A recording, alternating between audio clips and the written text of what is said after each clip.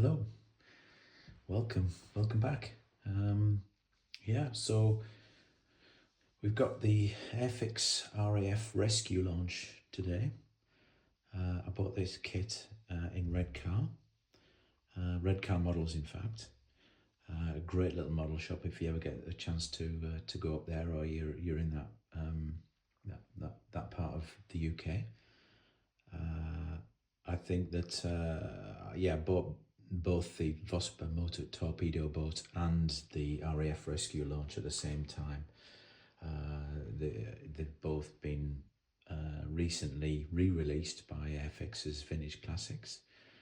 So as you can see from the box art, it depicts a rescue launch or a high-speed launch. Maybe having picked up the crew of a downed, it looks like a B-17 Flying Fortress there, which seems to have been shot down by some sort of FW-190. I was always intrigued by the box art. I often wondered, how realistic this kind of thing would have been. Now it turns out that the RAF Rescue Launch, or the high-speed launch, was far more numerous than the Vosper motor torpedo boat, and in fact it's served pretty much throughout the war, World War II, that is. So apparently the correct name for these is a Type 2 63-foot HSL, which stands for High Speed Launch. And they were made by the British Powerboat Company and used during the Second World War for air-sea rescue operations to save Allied crew from the sea. So the Type 2 was supplied to the RAF from the middle of 1940, and in total 69 craft were manufactured between 1940 and 1942. And it seems that they served pretty much all over the world, because I've seen a picture of one of these whaleback kind of high-speed launches or rescue launches serving off Colombo, which is obviously Sri Lanka. So yeah, I mean these they were pretty active, and it turns out that I think the early versions of this rescue launch were actually used in a raid in 1942 against in the Dieppe raid, and the Type 2 was since modified, and fitted with paired machine guns and a single Oerlikon 20mm cannon at the back of the rear deck. And apparently by May 1944 the RAF had 130 HSLs. I mean, they all wouldn't have been this particular variant, I'm sure of that, but yeah, it just goes to show how active these craft were. Apparently these things at the front here were kind of fitted. This padding here was fitted as kind of anti-shrapnel protection for the wheelhouse and for the cabin. So let's have a look inside the box. So what have we got? Okay, well, I've opened this box already. I'll compare it with the Vosper that I showed you the other day, which I'm in the process of, I suppose fixing, because it was kind of damaged, as you can see. I've got these things down here. I've added some filler down here, done a bit of sanding.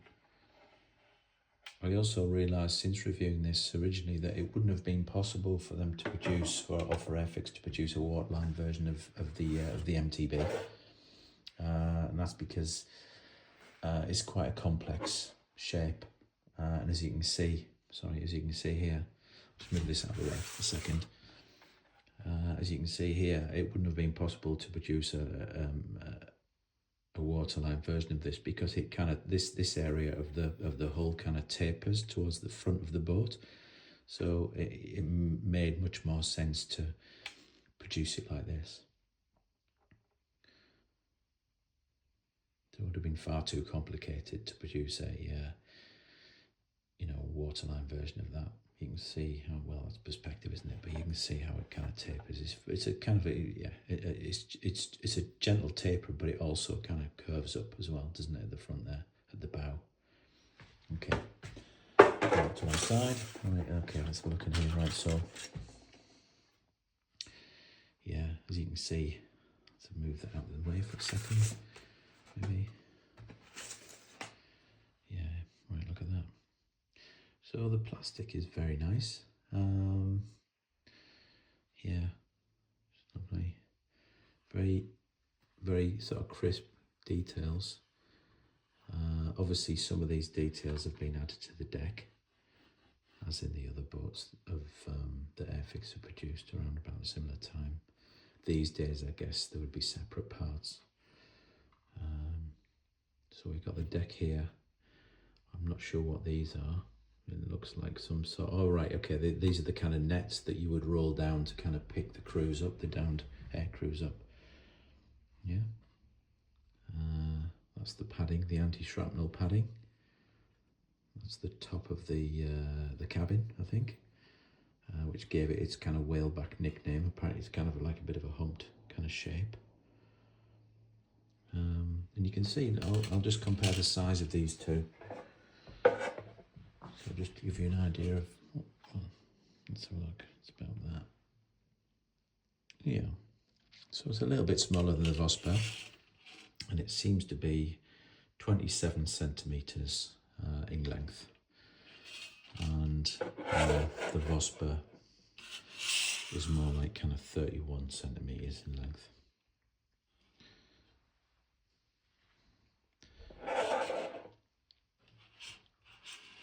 So yeah, it's a smaller vessel, but yeah, apparently an important one. They didn't make quite as many of these, and in fact the Vosper, apparently the motor torpedo boat, didn't really enter service until later in the war, when there wouldn't have been much activity in the channel, I wouldn't have thought. And I think earlier versions of the motor torpedo boat, they were far more kind of active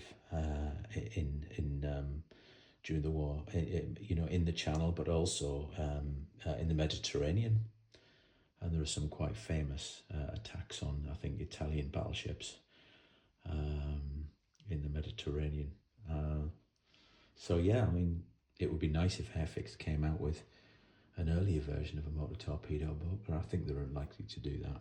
So this is what we've got for now. Apparently apparently Italeri do make these earlier versions of the British torpedo boats, but they're in 1/35th scale and quite expensive. So yeah, I mean, Italeri do seem to do quite a lot of motor torpedo boats, and very nice ones. And 1/35th scale is a really nice scale to work in, actually. I mean, 172 scale's fine, but it's quite kind of fiddly, and it's much easier working on a boat in 1/35th than it is in 1/32nd. Right, move this to the side a minute. Right, let's have a look at these screws. So what else we got? Okay. So we got the hull. So this is basically, it's a 3-part hull, really, and you put the deck on top of that.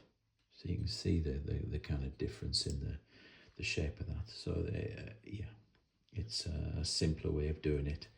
2 halves, and then you've got the keep on forgetting the name of that in the back of the boat again. All right. Yeah, let's have a look. The stern. That's the word I'm looking for. The stern. Right. Okay. So the stern of the boat's in there somewhere. We'll have a look at that in a second. But yeah, you can have an idea of what these things are like. So yeah, you get quite a few sprues. You get kind of 3 sprues, 3 main sprues, and a sprue for the clear parts and for the guns, which you can see there. So yeah, the windows, and these are the gun turrets, the two gun turrets, which seem to be split kind of down the middle. But yeah, lovely, really. A very nice plastic. There's a little bit, you know, a few bits of flash here and there. As you can see, if I knock the camera, yeah, look, I think, oh no, I haven't knocked the camera, I've knocked the cutting mat. Right, so yeah, you can see all the kind of parts you've got here. You've got 4 crew members, one of them holding, so on this sprue, yeah, you've got 4 crew members. Again, very nice. One of them holding a life ring. They've all got life jackets on. Health and safety and all that, yeah.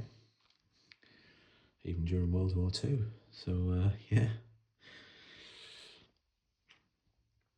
But yeah, we've got a dinghy here, which is, you know, a similar kind of size to the one that Airfix produced for the US Marines, I think. So that's what it reminds me of. Although this one's a lot more detailed. You can see the kind of stretch marks and things in the plastic. These it's really nice, actually, very nice. You can see this kind of anti-shrapnel padding there. Is that anti-shrapnel padding there as well? Probably.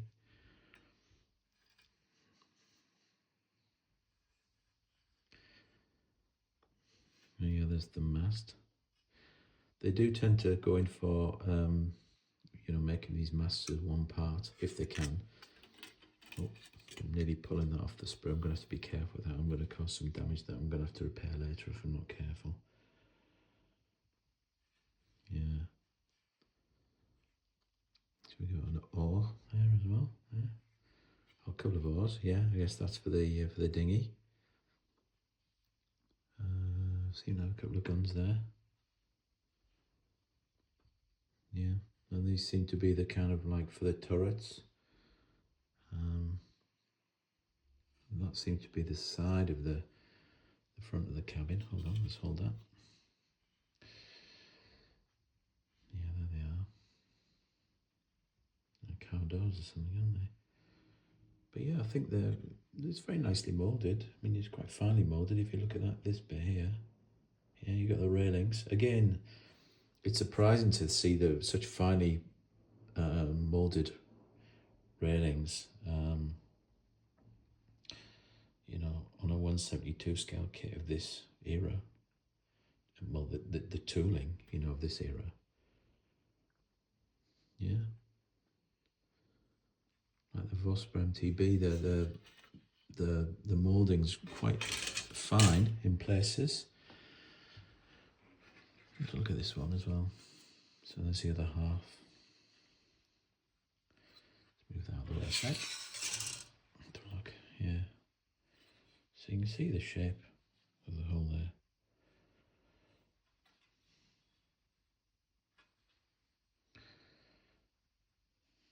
So the other side of the cabin.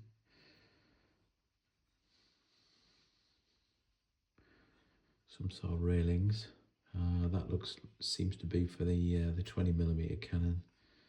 You got some life rings. You got this for the stern of the boat,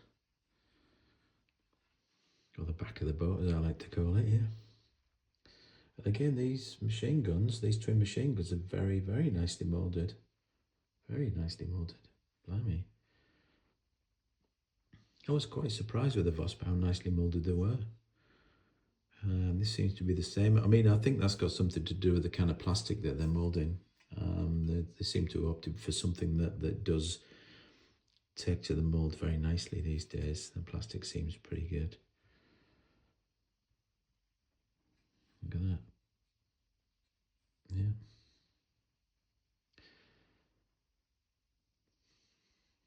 I was going to foolishly call that a steering wheel. What's that? The helm? The wheel? Yeah. I'm going to get these nautical terms right. Yeah, there's all sorts there. But yeah, very nice. I mean, for its scale, you know, Like I said, I think if you're really gonna want one of these kits with a lot of detail, you're probably better off going for something that is like in 1/35 scale, but for the price, there's really nothing wrong with these at all. I think they're very good for the money. 24.99's all right, isn't it? Really. Let's have a look at the instructions. There we go. Yep. Butterfingers. Right. Let's move that to one side. Okay. So yeah, British Powerboat Company Type 2 Whaleback Air Sea Rescue Launch. 130 Royal Air Force Marine Branch, English Channel, 1941. So yeah, it's got this matte pale yellow on the deck. Yeah, and on the turrets, in fact. And on the dinghy, apparently. This doesn't have any of the anti-shrapnel padding that's on the box art. And that's, I'm guessing that's the kind of RAF ensign or flag. 3 propellers.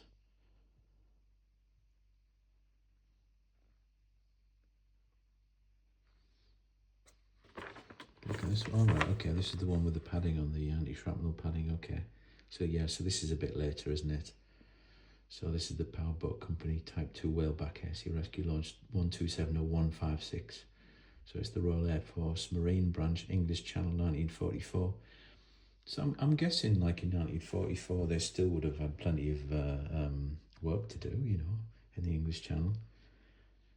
Particularly with kind of bombers kind of returning from missions, flown into Germany, into kind of Poland. And, well, I'm guessing, like, yeah, we're talking about France as well, aren't we, really?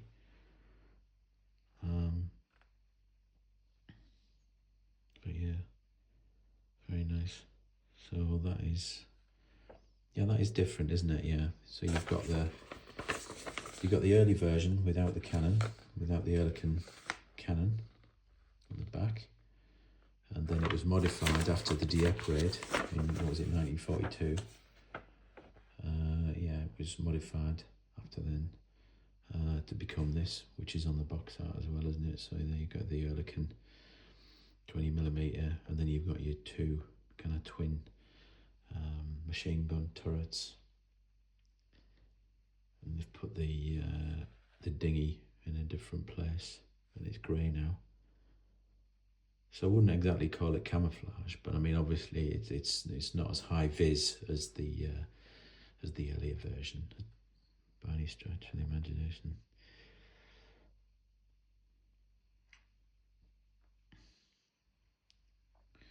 Very good.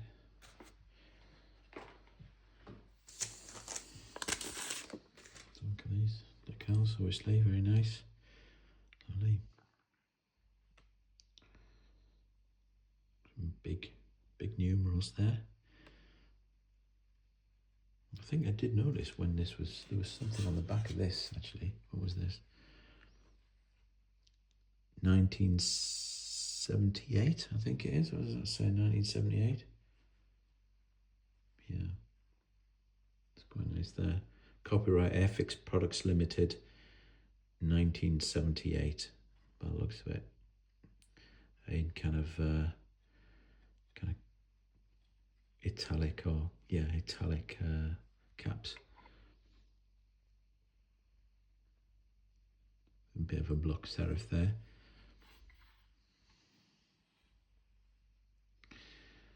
Not sure what these A and A is for on the tool in there.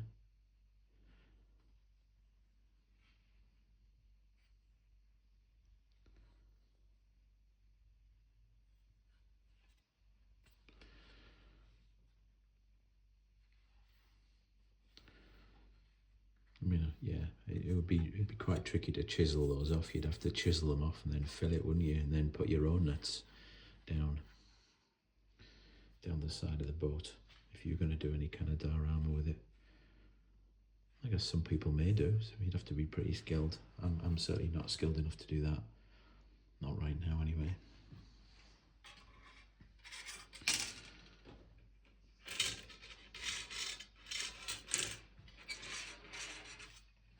Okay, these away. So yeah, you can get an idea of the scale of it, really.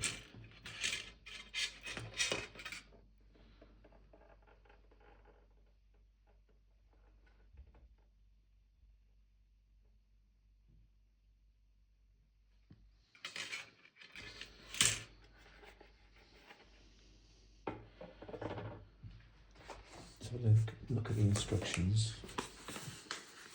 It's got the usual blurb on the front there, all the history of it. You can find all that kind of information on Wikipedia these days, and you do your own research as well.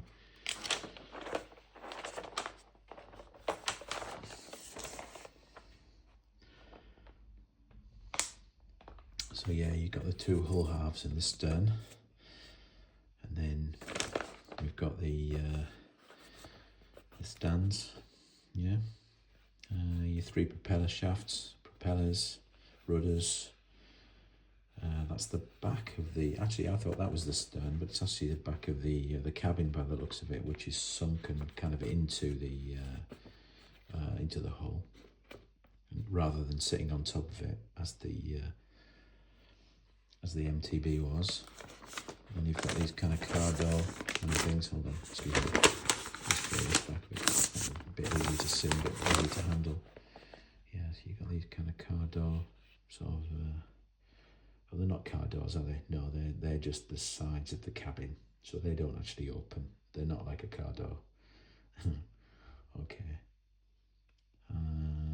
So you've got your glazing going into those, and then what's that? That's, I'm not sure what that is there. All right, okay, it's the rear. Okay, it's the back of the, this kind of the bulkhead or the back of the cabin, isn't it? And you've got your turrets, and you've got your machine guns in there, and then your two halves of your the gun turrets there, the clear parts. It'd be quite difficult masking all those off, wouldn't it? Almost as bad as a, you know, Heinkel 111 or something like that, you know, one of these Japanese planes that's got lots of glazing like that. So I thought these had twin guns in there, maybe, do they? Or is it just one? Because they've got 4 machine guns in there, I think, as far as I can tell, on the sprues. Then you've got your glazing down the side of the cabin. You've got your cabin sides that go on. Yeah, they've got some quite ingenious ways of fitting these turrets. There's obviously a sequence to this, and obviously I think the idea is that maybe you can turn them, yeah, so you don't glue them. They've got a little symbol there for don't use the tube glue on these parts, so you can turn them. You want some sort of searchlight here. Not sure what that is. There's handles either side. Some more handles there.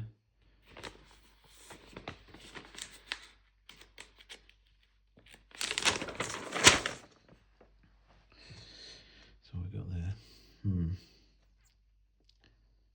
So you've got the different options. Yeah, so it lists the different options down there. So you've got question marks where there are optional parts.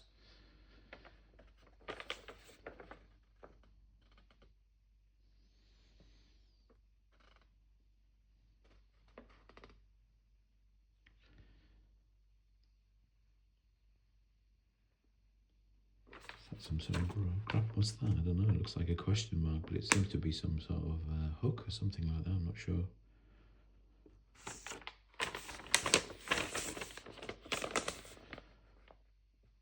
Yeah, there's the cannon.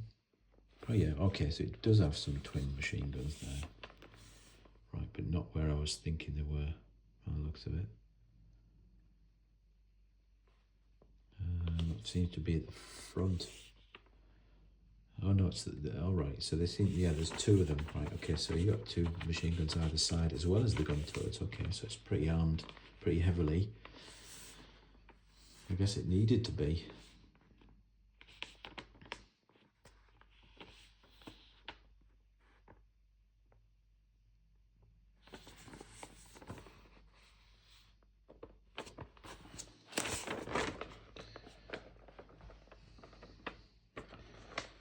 Okay, there we are. So these are the optional parts that you can put on. This is the anti-shrapnel padding. So it looks like you've got some sort of padding, or anti-shrapnel padding on around the guns there, the gun points, and then you've got some more on the top there, and even at the front of the main cabin, or the wheelhouse, you get your anti-shrapnel padding, and on top of it, and then you've got quite nice that. So it shows you the different options. So you've got A and B. B, A. So the A version is, or the A option is the more heavily armed of the two. And you've got your 4 crew members there. Yeah. So that's the early version, 1941. And on the right hand side you've got the later version, 1944. Cool, very nice.